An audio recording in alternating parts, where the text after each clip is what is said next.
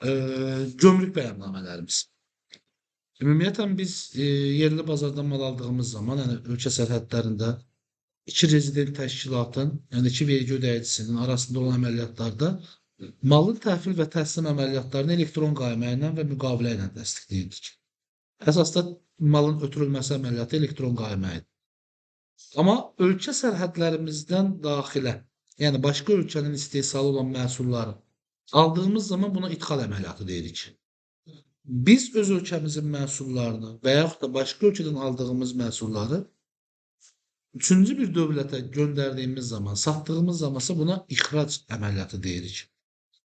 Hal-hazırda Azərbaycan idxal yönümlü bir ölkədir. Yəni özünün istehsalı çox olmadığı üçün başqa ölkələrdə, başqa mənşələrdə istehsal olunan məhsulları öz ölkəmizə ödənişini ödəməklə alırıq.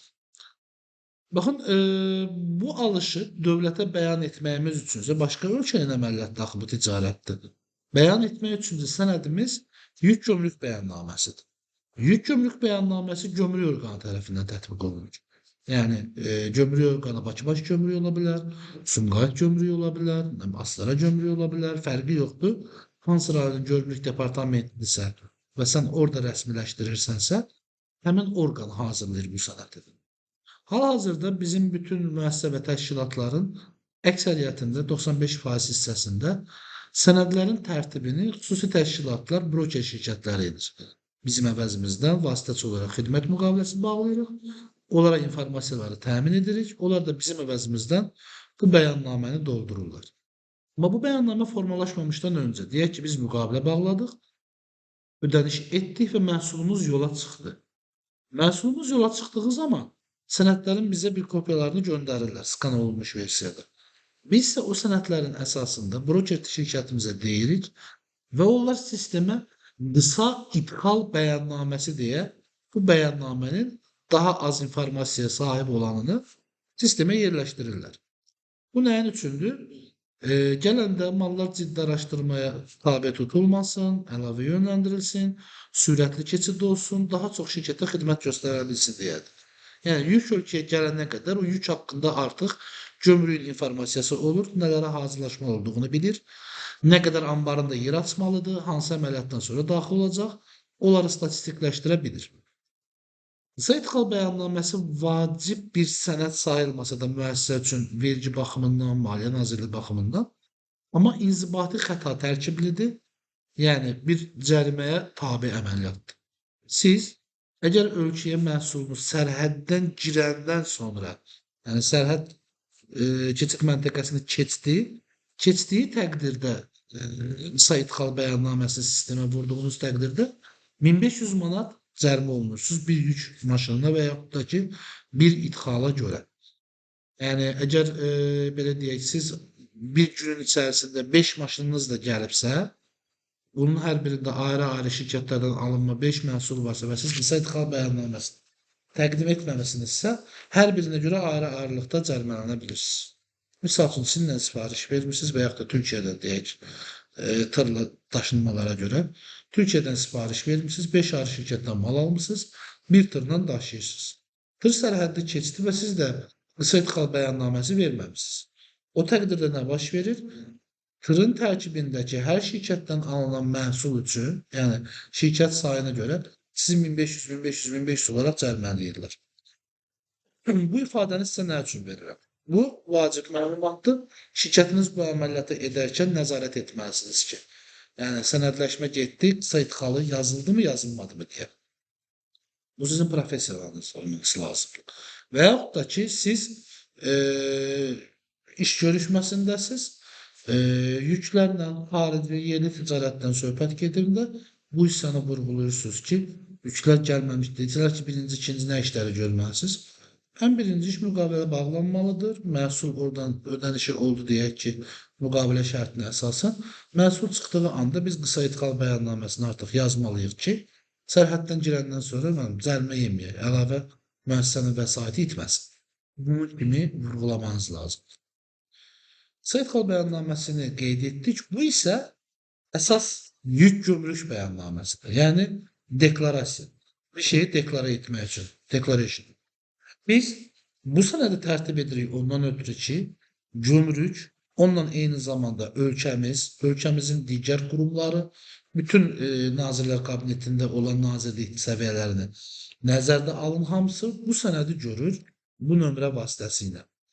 Bu ölkənin başqa ölkəyə nə qədər borcu olduğunu, hansı tip məhsulun hansı ölkədən gəldiyini, gələn məhsulun başqa hansı ölkənin mənşəsinə sahib olduğunu, bunu daşıyan nəqliyyat şirkətlərinin tırlarının hansı ölkənin tırları olduğunu, bunların hamısını bu sənədin üzərindən görür. Bu detallı bir sənəddir. Burada bütün informasiyanı təqdim edirik. Bəs yaxşı, bu sənədin hazırlanması üçün bizə başqa hansı sənədlər lazımdır ki, biz onu gömrüyə təqdim edək və o bizə bu sənədi verə bilsin. Yəni bu yükün rəsmiləşməsindən sonraki sənədidir. Yəni mənim bu yük üzərindəki mülkiyyət sənədimdir. Mənim olduğunu göstərən sənəddir. Biz ilk növbədə məhsulu aldığımız şirkətlə aramızda müqavilənin olması lazımdır. Beynəlxalq müqavilə bağlayırıq həmin şirkətlə. Müqavilədən sonra mən müqavilə əsasında əgər şərtimdə avans ödəməyi varsa, avans ödəyirəm. Tam məbləğ ödəməyi varsa, tam məbləğ əvvəlcədən ödəyirəm. Mal gələn bir qismini əvvəl, mal gələndən sonra bir qismini ödəyəcəmsə onu qeyd edirəm. Və yaxud da ki, mal gələndən sonra ödəniş edəcəm deyə qeyd edirəm və müqavilə şərtinə görə ödəniş əməliyyatını aparırım. Məhsul yola çıxanda tır şoferinin bizə gətirməli olduğu sənədlər var. Və bizə də elektron göndərilməli olan sənədlər var. Biz rəsmən əmək üstü. Müqavilə zaten onlayn şəkildə əlimizdə olur. Skan versiyası. Amma onda originalı gəlməlidir. Amma ən əsası yollayış vərəqəsi olmalıdır. Yəni bizdə yol vərəqələri deyilir, ölkə daxili. Beynəlxalq səviyyədə onun yollayış vərəqələri semi-ard deyə qeyd olunur sənəd. 4 kopyalı sənəddən ibarətdir. Başqa-başqa rənglərdə. Yəni biri çıxdığı ölkədə qalır, biri sürücünün özündə qalır, biri gömrükdə qalır, biri də bizdə qalır. Yəni yükü götürəndə qalır. Və yol boyu bu sənədlər yoxlana gəlir və bu sürücünün sığorta sənədi sayılır. Sürücü öz bortundakı, yəni daşıdığı yükün kimə aid olduğunu onunla sübut edir. Sənin sürücünün belə deyək, daşıma yerindəki olan yükünün həcmi çoxdursa, sənəddən artıqdırsa, sürücünün o məsuliyyət daşımır. Sənəddəkindən fərqlidirsə, sürücü ona məsuliyyət daşımır.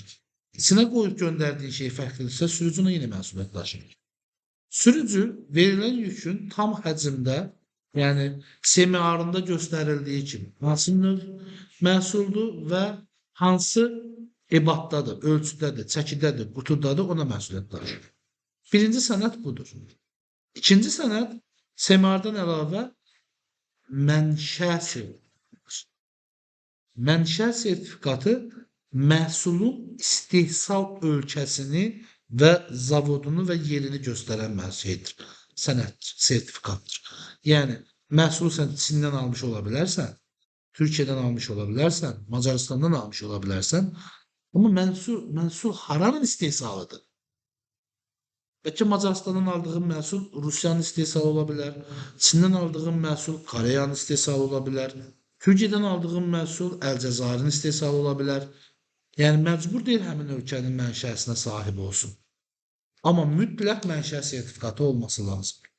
Mənşə sertifikatı Azərbaycanda Made in Azərbaycan dediyimiz anlayış bizim mənşə sertifikatı olan məhsullarımıza yazıla bilər.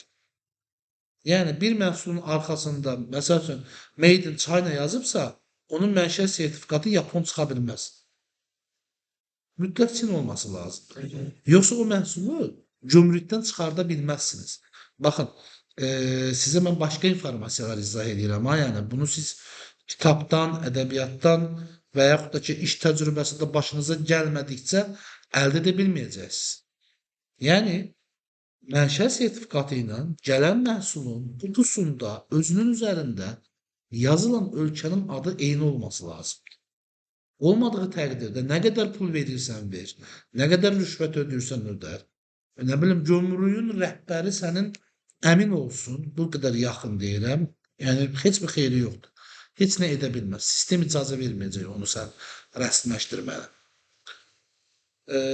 Mənşə sertifikatını vurguladıq və bundan əlavə bir də packing list lazımdır. Packing list deyilən sənəd məhsulların qablaşdırma ölçülərinin xırdalığına qədər qeyd olunduğu, məhsulların sayının, yerləşmə yerinin çox dəqiq qeyd olunduğu bir sənəddir. Misal üçün, bizim bu yük gömrük bəyannaməmizin packing listində neçə ədəd olduğu, yəni qablaşdırmanın nə formada olduğu, onun bir korobkanın içərisində neçə ədəd yerləşdirdiyi, yəni bir ədədinin eni boyu və hündürlüyü nə qədərdir, korobkanın içinə yığılandan sonra eni boyu hündürlüyü nə qədərdir, tutduğu həcm nə qədərdir, miqdarı nədir, bunların hər biri qeyd olunur. Yəni məbləğin bir əhəmiyyəti yoxdur. Packing list bizə nəyə imkan verir? Artıq son sənədin ixrac bəyannaməsinin yazılmasına. Qarşı tərəf bizə məhsulu ixrac etdiyi üçün öz ölkəsindən mütləq ixrac bəyannaməsi də bizə gəlməlidir. İxrac bəyannaməsindəki məlumatlar semi-ara əlaqə verməlidir, linkləndirməlidir, packing listlə əlaqələnməlidir, yəni oradakı məhsullar o ölçüdə formada yerləşməlidir. Packing listdəki ölçülərə hesabladığın zaman semi-arın üzərində yazılandakına bir yerə düşməlidir. Və ən əsası packing listdə göndərilən məhsulun mənşəsi mənşə sertifikatı ilə də təsdiqlənməlidir. İndi gəlirik sənədlərimizə və bunların hamısı ixrac bəyannaməsində öz əksini tapmalıdır. İndi gəlirik rəsmiləşmə üçün qeyd etdiyimiz sənədlərin toplusuna baxmağa. Müqavilə, hesab faktura, semi-ar, mənşə sertifikatı, packing list və ixrac bəyannaməsi. Bu sənədlər mövcud olmalıdır ki, sənə gələn məhsulu sən rəsmiləşdirə biləsən. İkinci vacib nüansa gedək. Biz ödənişi müqavilə və yaxud da ki, hesab faktura əsasında məhsul bizə gəlməmişdən ödəyə bilirik. O şərtlə ki, biz həmin müqavilə və hesab fakturaya customs azdır səhv etmirəmsə, gömrüyün səhifəsi smart yox, sadəcə custom. Oradan qeydiyyatdan keçmə şərti də, yəni asan imzanızla həmin sənədlərə kod alasınız. Sənədləri yükləyirsiniz, hansı şirkətlər arasında olduğunu qeyd edirsiniz, valyutasını qeyd edirsiniz və adres qeyd edirsiniz. Bu qeydiyyatları verdikdən sonra sizin müqavilənizə kod verirlər. 10 rəqəmli bir kod verirlər. Bu da qalır sistemdə. Siz ödənişi etdiyiniz zaman xaricə, deyək ki, yük gömrük bəyannaməniz yoxdur da, hələ məhsulunuz gəlməyib. O zaman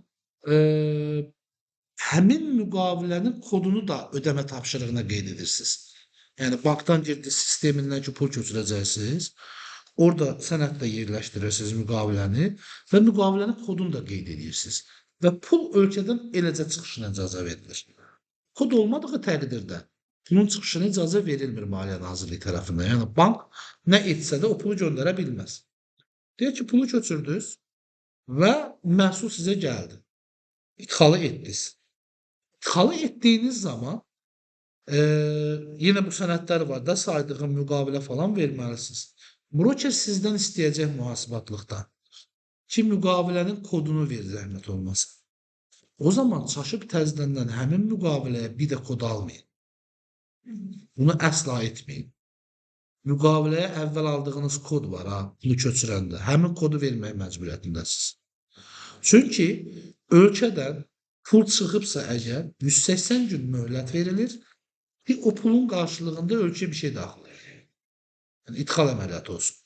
Bu olmadığı təqdirdə siz cinayətkar olursunuz və ölkədən valyuta qaçırdırsınız. Ölkənin pulunu başqa ölkələrə qaçırdırsınız. Həqiqətən də belədir. Yəni, siz bunu sübut edə bilməzsiniz də, yəni, əgər pul gəlməsə, mən bunu bu məqsədlə etməmişdim, xaricdə məni aldadıblar, bu mənim yazışmalarım bizə maraqlı deyil. Sizin bir məsuliyyətiniz var və bilirsiniz ki, sizə 180 gün möhlət verilir. Yəni, ölkədən pul çıxsa, onun əvəzində bir şey daxil olması lazım. Yəni, aktivin yer dəyişməsi olması lazım. Siz başqa bir müqavilə kodu aldığınız zaman nə baş verir? Mən pulu ödəmişəm, müqavilə eyni ola bilər. Amma mən pulu ödəmişəm 75-63 kodu ilə, mal mənə gəlibdir 89-57 kodu ilə. Ölkəmizin ana sistemi bunu ayrı-ayrı əməliyyat görür. Müqaviləni də ayrı-ayrı müqavilə kimi qiymətləndirir. və nə edir? Gələn mal üçün deyir pulunu ödəyirsən, özün bilərsən, ödəməzsən də özün bilərsən. Amma göndərilmiş pulu geri istəyir. Deyirsən ki, mal gəlib də, deyir, yox gəlmir. Şimdi yəni burada yük gömrük bəyannamesi gəlib də, deyir, bu bəyannamənin kodu başqadır, sənin köçürtdüyün pulun kodu başqadır. Mən bu bəyannaməni demirəm ki, köçürdüyün pulun bəyannaməsini istəyirəm. O pula görə hansı mal gəlib, mənə onu göstər. Və sən texniki xəta üzbatından onu göstərə bilmirsən, o zaman yeni cərimə mexanizması başlayır. Köçürdüyün pulun 30%-ni cərimə olaraq ödəyirsən. Nə qədər məbləğ köçürmüsənsə artıq. Bir də hələ o şərtlə ki, o pul geri gəlmiş olsun. Köçürdüyün şirkət pulu ölkəmizə geri vursun.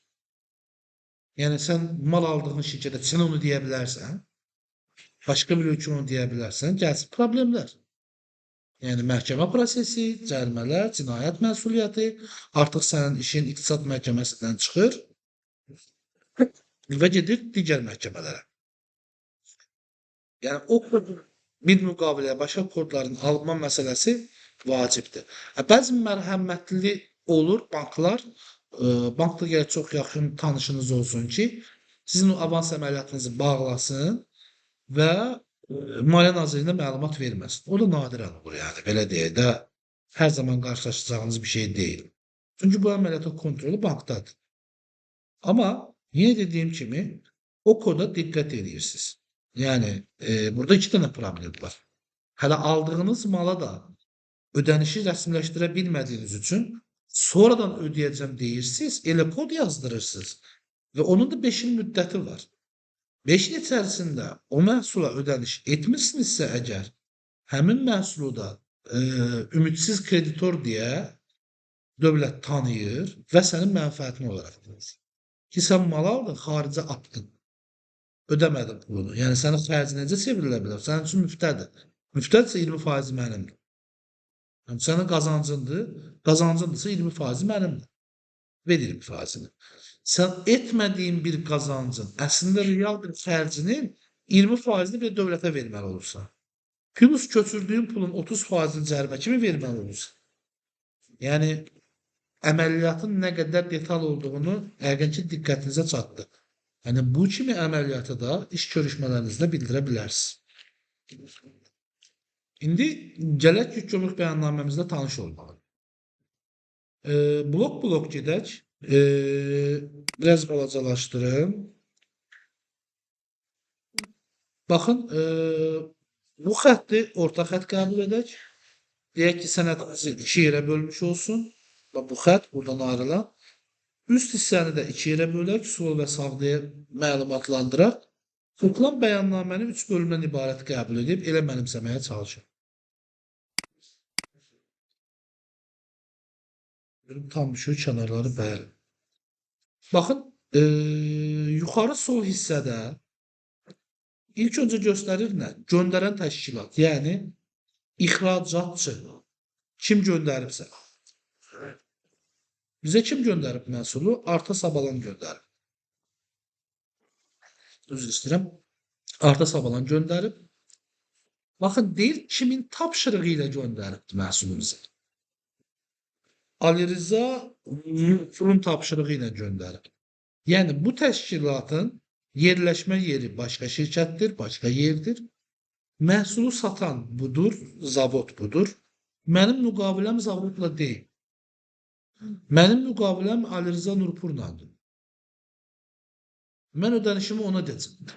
Hansı ölkədə mənə hesab verəcəksin? Amma o məhsulu mənə buradan göndərəcək. Bu müqavilə bağladığım hissə, bu isə alan təşkilatlardır. Hansı təşkilat alırsa Azərbaycan rezidenti, onun məlumatlarıdır, adı, ünvanı və vövnü qeyd olunur. Bu əməliyyatı bizim üçün kim rəsmiləşdirəcək? Yəni, bizim əvəzimizdən kim iş görəcək? Hansı broker şirkəti? O da bu bölümdə qeyd olunur. Yenə də yuxarı sol küncdə, 3-cü sətir, bəyannaməçi və yaxud da təmsilçi deyə. Onun alt hissəsində bu yükü daşıyan nəqliyyat vasitəsinin nömrəsi və onun arxasındakı qoşqu hissəsinin nömrəsi qeyd olunur. Yəni, ilk nömrə tırın sürücünün sürdüyü hissə var, hansı ki, həmin hissənin qeydiyyat nişanıdır. İkincisi isə arxasında yükün yüklədiyi yer var. Qoşqunun özü onun nömrəsidir. Ümumiyyətlə tırlar 2 nömrəli olurlar. Qarşısında ölkəsinin kodu yerləşir. Hansı ölkənin koduna məxsusdur? Yəni bu nəqliyyat vasitəsi hansı ölkənin koduna məxsusdur? Sərhəd keçid nəqliyyat vasitəsinin eyniləşdirilməsi, yəni keçid məntəqəsinin kodu. Bu hardan keçib bilmirəm. 18 haradır bilmirəm. Amma 29-cu bölümdə sərhəd gömrük məntəqəsinin adı qeyd olunmalıdır. Cənub Astara gömrük postu. Bu da gömrük postunun beynəlxalq kodu. Yəni dünyanın hər yerində tanınan kodu. İndi məsələ nədir uşaqlar? Bu məlumatı da deyim sizə. Bax bu gömrük postu İranla Azərbaycan arasında olduğuna gömrük postu birbaşa sanksiyadadır. Yəni biz İrandan məhsul aldığımız zaman pulunu sonra ödəmək istəsək ödəyə bilmirik. Yəni başqa ölkəyə də ödəmək istəsək. Deyək ki, Çindən mal almışıq, çerez İrandan gəlib bizə. Yenə ödəyə bilmirik. Yəni yük gömrük bəyannaməsinin üzərində əgər Cənub Astara postu qeyd olunubsa və yaxud da Biləsuvar postu qeyd olunubsa və yaxud da ki Naxçıvandakı Culfa gömrük keçid məntəqəsi qeyd olunubsa, yəni Azərbaycanın İranla nə qədər gömrük keçid məntəqəsi varsa, bütün məntəqələr sanksiya altındadır. Yəni oradan keçən məhsullara ödəniş edə bilməzsiniz. Və bu ən əsas vacib şeylərdən biridir. Bu hissəni görürsünüz, Sabunçu rayonu Maşdağa qəsəbəsi Xanlar yaşayış massivi yazılır.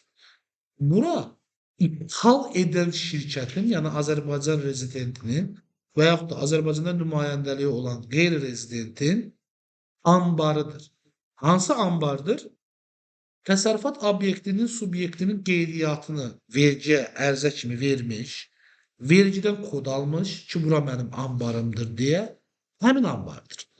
Vergidən kod almasa, yük gömrük bəyannaməsinə bu avtomatik düşmür. Əgər ambar düşmürsə, sizin malınızı vermirlər. Malınızı ödənişini etsəz də gömrükdə, malı sizə qaytarmayacaqlar. Əsla.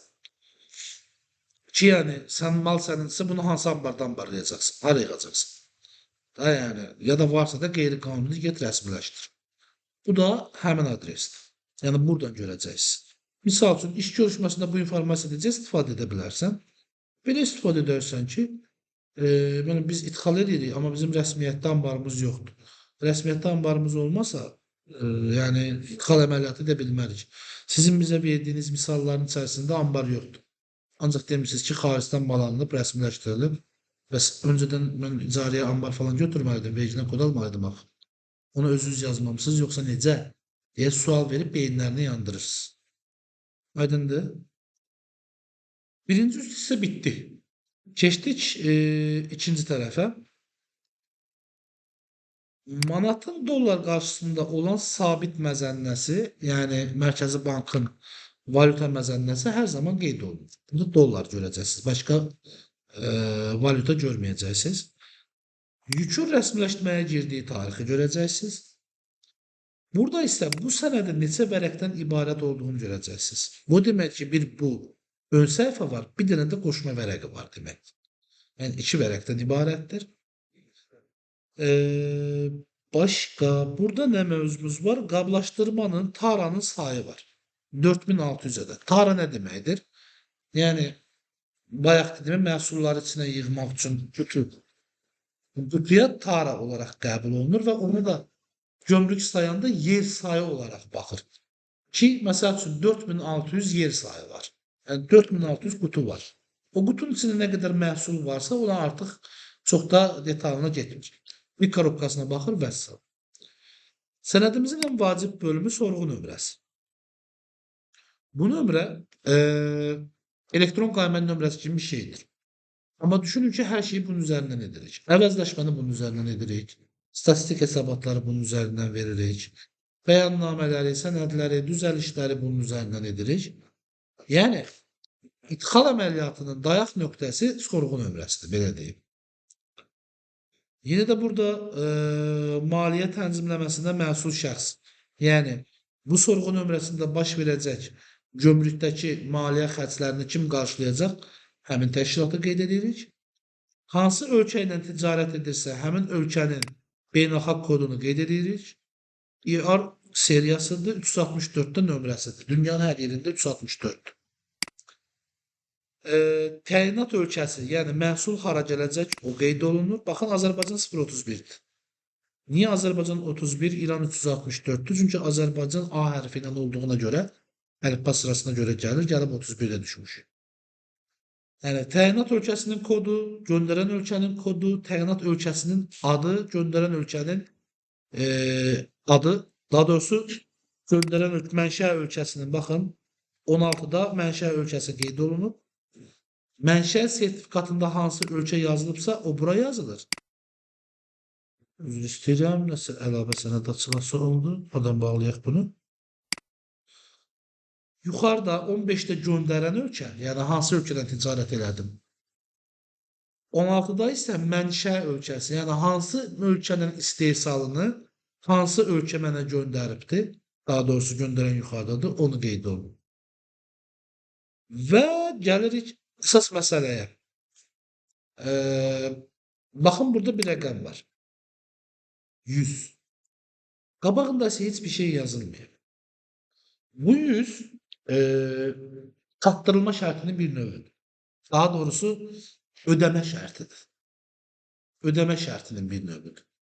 Əgər yük gömrük bəyannaməsində 100 varsa, bu bölümdə, bax bu birinci yuxarı üst sağ hissənin alt sətirlərində 100 varsa, bu deməkdir ki, sən pulun hamısını, yəni bu gömrük bəyannaməsindəki bu dəyər var, invoice dəyəri, o dəyərin hamısını yük gəlməmişdən qabaqcadan ödəmisən.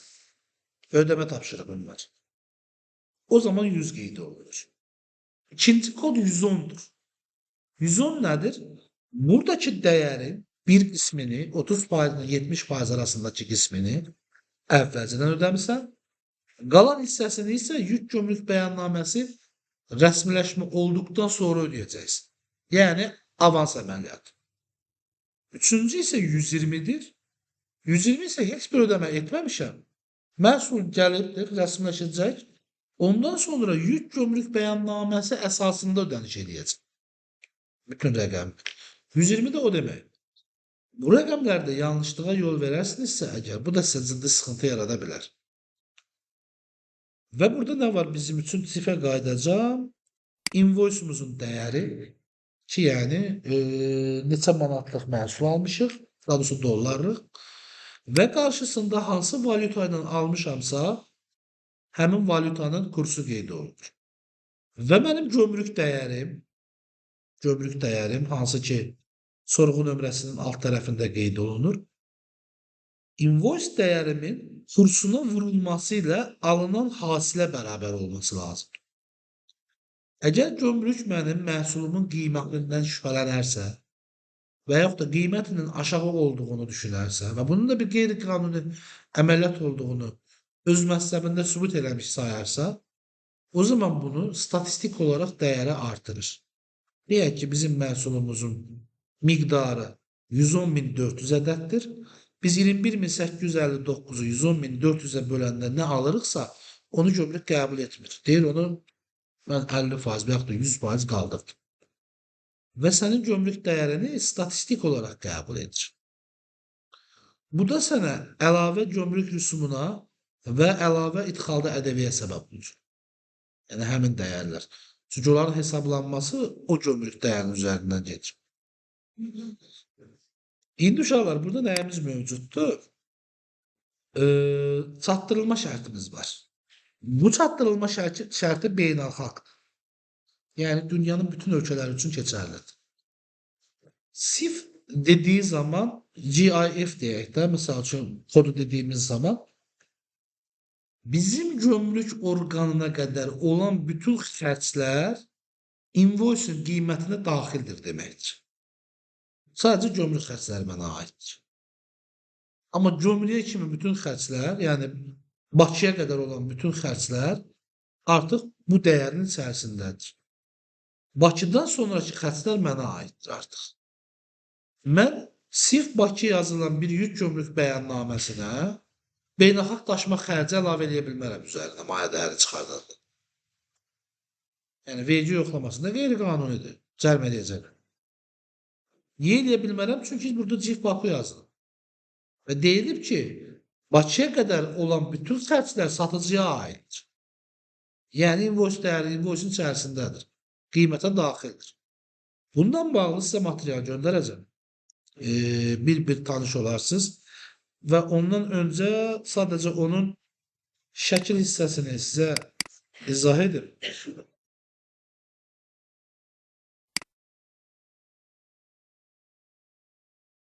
Baxın, Incoterms-in axırıncı yenilənmə vaxtı 2020-ci il. Və bu da son cədvəlidir. Burada şərtlər mövcuddur. Baxın, SIF kodu burada var. Nə deyil? Satıcı yazdığı yer var. Bura qədər satıcı yazıb. Buradan sonra görəkdə alıcı yazıb. Daha sonra yenə satıcı və yenə alıcı mövcud. Gəlin baxaq, SIF-də satıcının nələrin altındadır. Qablaşdırma satıcıya aiddir. Yükləmə satıcıya aiddir. İxrac limanına çatdırma satıcıya aiddir. İxrac gömrük rəsmiləşdirilməsi satıcı tərəfinə aiddir, məhsul ixrac etdiyi zaman. Gəmiyə yükləmə satıcının xərcidir. İdxal limanına daşıma yenə satıcının xərcidir. Sığorta yenə satıcının xərcidir. İdxal limanına, yəni bizim əldə etdiyimiz yerə hara gətirəcəksə o, bu xərclər oldu bizim. Ne sığortada filan Hə? filan. Harda yazıb? Bura qədər sığortadan gedir söhbət. Bu yuxarıdakıları deyirsən? Yerlərində.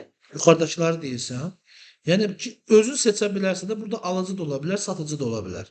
Qarşılıqlı razılaşmaya əsasən. Amma burada isə satıcı olmalıdır. Yəni mən SIF koduna razılaşdırmışamsa, qarşı tərəfi sığortanı mən ödəməli deyiləm. Alıcıya nələr var? İdxal limanında yükün boşaldılması xərci bizə aiddir. Gömrük rəsmiləşmə xərci bizə aiddir. Təyinat məntəqəsinə çatdırılma bizə aiddir. Ünvana yükün boşaldılması, fəhlə xərcləri bizə aiddir. Və digər xərclər qeyd olunub burada. Hansı ki, yükləyəndən sonra hər hansı problemlərlə rastlaşdıq. Məhsulun istifadəyə yararsız olmağı ilə bağlı və yaxud da başqa bir şey. O xərclər də satıcıya aiddir. Və risk alıcıya aiddir. Yəni məhsul alıcısına aiddir. Əlavə bir riskim yaranıbsa burada, məhsulun razılaşmamışamsa öncədən, artıq o risk də mənə aiddir. Bütün kodlar gördüyünüz kimi, baxın, ən qəşəng kod hansıdır? DDP. Çünki ünvana boşaldı, bir də fəhlə pulu mənlikdir. Yəni öz anbarıma fəhlə malı boşaldacaq ha. O mənlikdir. Gömrüyümün rəsmiləşmə xərcinə qədər satan təşkilata aiddir. Kimdən alıramsa ona. Və ən pisi də nədir? EXW-da, yəni XUV deyirik biz buna. Bu koddur. Niyə ən pisi budur? Çünki sadəcə qablaşdırma satıcıya aiddir. Mən malı alıramsa, onun anbarından öz anbarıma qədər bütün xərclər mənə aiddir. Sığorta daxil, riskləri daxil, yükləmə boşaltma daxil, daşıma daxil, hər əməliyyatın xərci mənə aid. Yəni, sizə burada yuxarıda hər birinin ayrı-ayrılıqda izahı var. Hansı mallar falan? Mallar deyil, hansı kodlar, hansı təyinatlardan, hansı nəqliyyat vasitələrində istifadə olunur. Bəziləri ən çox gəmidə, bəziləri təyyarədə, bəziləri dəmir yolunda istifadə olunur. Böyle mesela ne alıp ne olmalı? Hər şey alına bilir. Bu satıcıya da. Hə? Ne eksilde ne daxildir ki, məsələn, alıcıya daha çox güc düşür də? Hər şey. Bax, eksüri nə deyir? Ambarda təhvil. Yəni satan tərəf öz ambarında, deyək ki, Madagaskardan banan alırsın. Öz ambarında sənə təhvil verir, gerisinə qarışır. Pulunu alır, malını verir. Özünün ambarında. Amma oradan bizim öz ambarımız gələnə qədər nə varsa bizdik. Alıcının üzərində məsuliyyət düşür. Necə? Əlbəttə olur, malın qiyməti ucuz olur. Amma yolda malın başına bir iş gəlirsə, bədbəxt olursan. Davam edək. İnvoicelərimizin yerləşdiyi bölüm kursumuzu qeyd etdik və hesabımız hansı bankdadır, onu da qeyd edirik.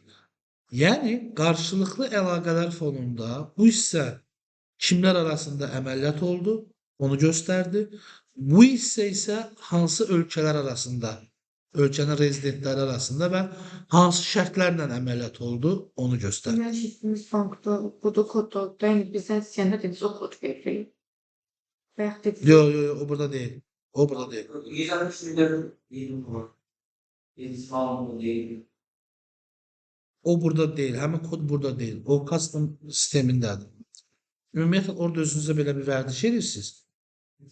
Müqaviləyə kod aldınızsa, müqavilənin üzərində kodu yazıb yapışdırın. Ya da ki, karandaşla qeyd edin və yaxud da ruçka ilə qeyd edin. İcazənizlə nəyədirsə artıq. Müqavilənin üzərində kodu qeyd edin. Kanka invoice verdiler bana. İyi. Bəli. O bizim ayırdı. Bana şey. Yox, öz valyutası. Bura zaten dollar. Bax, 21.859 dollar. Bura avro da ola bilər, funt sterling də ola bilər, nə bilim tümən də ola bilər, lirə də ola bilər, lari də ola bilər, dirhəm də ola bilər. Fərqi yoxdur, Avstraliya dolları olsun. Amma qabağında kursun mütləq olması lazım. Növbəti hissədə uşaqlar, başlayalım. Deməli, artıq keçdik alt bölümə. Alt bölümü bütöv olaraq qəbul edəcəyik. Daha doğrusu iki hissəli bir məhsulların informasiyası ilə bağlı, bir də ki, gömrüklə hesablaşmamızla bağlı. Məhsul informasiyalarında nə var? Məhsulun adı qeyd olunur. Məsələn, konservləşdirilmiş balıq. İstehsal ölkəsi İran. Ticarət nişanı, yəni markası nədir? Galaxy. 400, burada isə çəki, ölçü vahidi, miqdar falan qeyd olunur. Baxın, 4600 yerdir, yəni 4600 qutudur. 4600 qutuda deyir, 110.400 ədəddir deyir. Yəni 4600-ü, daha doğrusu 110.400-ü 4600-ə böləndə bir qutuda neçə ədəd olduğunu əldə edəcəksiniz. Və xalis çəkisi, yəni qutunun içərisindəki vahid olaraq və yaxud da ki 11.400 ədədin çəkisi 19.872 kiloqramdır. Buradakı kiloqram 24.500 kiloqramdan artıq olduqda birinci problem var. Bu elə ola bilməz. Çünki tırın komple yük götürmə qabiliyyəti maksimum 25 tondur. Yanacağı falan belə şeylərdə hesabladığımız zaman, yəni oradan bir 500 kiloqramda çıxılır, 24 ton yarım yük daşıya bilər. Baxın, burada görürsünüz, brut çəkisinə nə yazıbdır? Yəni, brutto çəkisinə 23.184 kiloqram. Yəni, 25 kiloqramdan hələ bir 2000 kiloqram civarında da əksiyi mövcuddur. Bu isə net çəkisidir, məhsulun öz çəkisidir. Yer sayı yenə də qeyd olunur. Gəldik qarşısına, sizin üçün ən vacib nüanslardan biri. Görürsünüz, bura nə qeyd olunur? Malın kodu. Baxın. Biraz böyüdüm. Görürsünüz 33'də. Bu malın kodu hansı malın kodudur? Bu hissəyə qədər olandan gedir söhbət. Ən vacib olan. Elektron qayma göndər sizə. Elektron qayma göndərəndə bu kodu yazırsınız.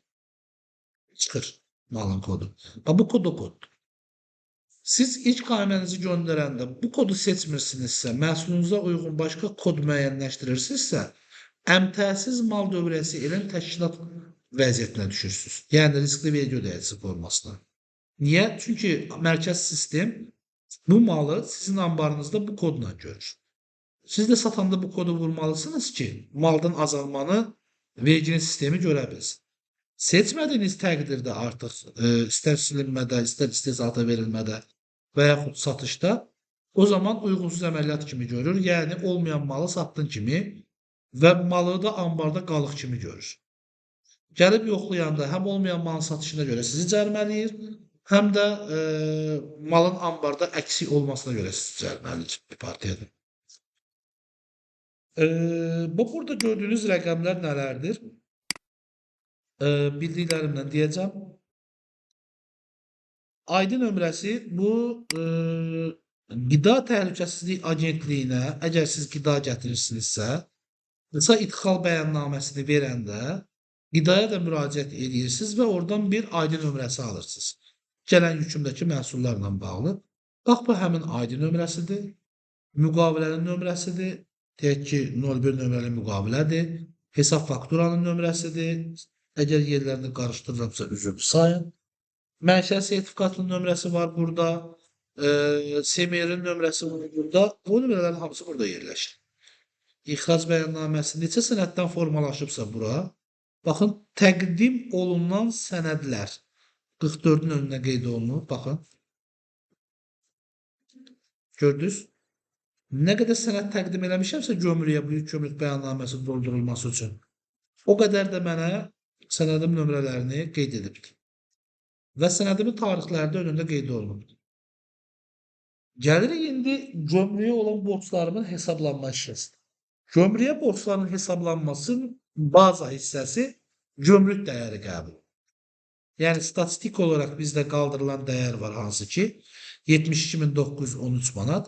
Həmin dəyər artıq vergi hesablanmasının, rüsum hesablanmasının baza qiyməti hesab olunur və müəyyənləşdirilən faiz dərəcələri ilə ona vurulur. Ümumiyyətlə, gömrük rüsumunun ən yüksək hesablanan rüsum dərəcəsi 15%-dir. Yəni 3% var, 0.5 var, gömrük rüsumundan azad olma var. Məsəl üçün, MDB dövlətləri arasındakı ticarətdə gömrük rüsumu yoxdur. Nə alırsan, al, gömrük rüsumuna cəlb olunmur. Və gəlirik hesablamamıza. 72.913 manat demişdik. Görürsünüz, 400 manat və 10 manatın qabağında hər hansı bir faiz dərəcəsi yoxdur. Burada yazıbdır 19-un qabağında bir gün. Bir günün haqqı 10 manat, yəni gözləmə, gömrükdə və 10 manat əlavə olunur. Amma burada isə nə var? Üst hissədə heç bir faiz yoxdur ki, bu 400 manatın 0,2-ni əldə edək. Bu, gömrüyün xidmət haqqısıdır. Yəni, gömrükdəki işçilər bizə ki, xidmət göstərirlər. Elə düşünün ki, biz onlara haqq ödəyirik. Yəni, bu cür olan bir yığımdır və faiz dərəcəsindən deyil. Sənədlərin sayından asılı olan bir şeydir. Yəni, neçə vərəqdən ibarətdir bu sənəd. Bir nə oldu? Gün. O bir. Bu gündür. Gömrükdə rəsmiləşməyə girirsən, girəndə orada neçə gün qaldı sənin maşının deyək ki. O günlərin sayına görə izləmə haqqı var GPS. O da 10 manatdandır. Gəldi indi rüsumun hesablamağına. Gömrük rüsumunun və yaxud da ki, idxal rüsumunun necə qabağınıza çıxacaqsa. Fidan getdi. 72.913 manat nə idi bizim? Gömrük dəyərimiz idi. Gömrük dəyərinin faiz dərəcəsi nə qədərdir rüsum hesablamaq üçün? Ən yuxarısı götürülüb bu məhsulda 15%. 72.913.68-in 15%-i edir 10.937 manat 05 qəpik. Bu etdi gömrüyün rüsumu. Bu xərc kateqoriyasındadır. Vergidə hansı dərsdəydi bilmirəm, xatırlayırsınız. Deyirdi ki, əgər gömrük rüsumu yoxdursa, aksis vergisindən. Gömrük rüsumu yoxdursa, məhsulun aksis vergisindən cəlb olunması yükün gömrük nəzarətindən buraxılması sayılır. Baxın, bu rüsum ödənildiyi təqdirdə, yəni hesablandığı ödənildiyi təqdirdə malı gömrükdən çıxartmasan da mal artıq sənindir. Onun satışını icra edə bilərsən. Sənin ambarına gəlməmiş olsa belə. Birbaşa gömrüyün həyətindən də sata bilərsən. Yəni, artıq bu ödənibsə, bu sənə aiddir. Yox, gömrük rüsumu yoxdursa, gömrüyün nəzarətindən buraxıldığı təqdirdə, baxın bu tarix, buraxılış tarixidir. Buraxılmışdır, görürsünüz. Üstdən, burada əlavə tarix varmış. Buraxılmışdır. Bu nömrəli 10.09.2024 tarixində 09.33-də, 09.34-də mən bunu sata bilərəm. Əgər rüsumu yoxdursa. Rüsumu varsa, rüsumu ödədiyim tarix nə zamandırsa, həmin tarixdən sonra yenə sata bilərəm. Vacib deyil mal mənim ambarıma gəlsin. Aydın demək istədiyim. Sonra nəyimiz var idi burada? Əsas məsələ. Gömrük rüsumunu hesabladıq və yaxud da idxal rüsumunu hesabladıq. Onu gəlirik gömrük dəyərinin üzərinə 72.913-ün. Baxın, burada. Bu rəqəmi gəlirik bunun üzərinə. Bizə verir nəyi? 83.850 manat 73 qəpik. Yəni, idxalda ƏDV-nin hesablanma bazası. Bu rəqəmi biz 18% idxalda ƏDV-yə cəlb edirik və 15.093 manatı əldə edirik. Yəni bu da olur idxalda ƏDV-miz. Yəni 32-nin qarşısında qeyd olunan. Baxın, hesablama sətrinin nömrəsi 32-dir. Nəticənin də yerləşdirdikləri yerlər 32-dir. Ondan sonra isə bizim üçün nə baş verir? 75-də göstərir ki, 30 manatdır tarif dərəcəsində. 30 manat nədir? Bir vərəqin haqqıdır. Bizdə nə deyilmişdi yuxarıda? Ki, bir də qoşma vərəqdə bir ədəd var. Bu deməkdir ki, 2 sənəddən ibarətdir əməliyyatımız. Enirəm, 2 sənəd vurulsun 30 manat, 60 manat mənim broker haqqım edir. Və 60 manat 18%-də ƏDV-yə cəlb edirlər. 10 manat 80 qəpikdə onun dəyəri edir. Bu da mənim brokerimin haqqı olur. Sənədin sonunda MyHelper şirkətinin yeni məlumatları qeyd olunur. Nə deyir? Deyir, gömrük bəyannaməsində göstərilən məlumatları təsdiq edirəm. Kim təsdiq edir? MyHelper MMC. Nəyə görə, nəyə əsasən təsdiq edir? Dolayı təmsilçi MyHelper arasında bağlanmış bu tarixli, bu nömrəli müqaviləyə əsasən. Yəni, mənə ixtiyar verilib ki, deyir, mən bu əməliyyatı təsdiq edə bilirim. Təsdiq edən kimdir bəs sənədi? Bağırov Rəşad Yavəroğludur. İxtisas atestatının nömrəsi və tarifi də qeyd olunur. Bu nə deməkdir? Yəni, siz gömrük bəyannaməsi dolduran bir şəxs olmaq istəyirsinizsə, mütləq atestasiya imtahanından keçməlisiniz və atestat almalısınız. Onun nömrəsi və tarixi sizin imzaladığınız, təsdiqlədiyiniz sənədlərin üzərində olmalıdır. Şirkətin əmək müqaviləsindən işçisi olsanız belə. Yəni, həkim olanda necə ki, diplomun lazımdır. Burada da elə bir şey. Dərsimiz bu qədər. Yəni, yük gömrük bəyannaməsi ilə bağlı. İndi mənim sizə buradan bir sualım var. Sualımı verib videonu dayandıracağım və siz mənim üçün hesablayacaqsınız. Mənə deyin, görün, idxal etdiyim konservləşdirilmiş balıq, hansı ki, Galaxy Tuna brendinə sahibdir. Bir ədədinin qiyməti neçədir? Bir qutusunun qiyməti neçədir?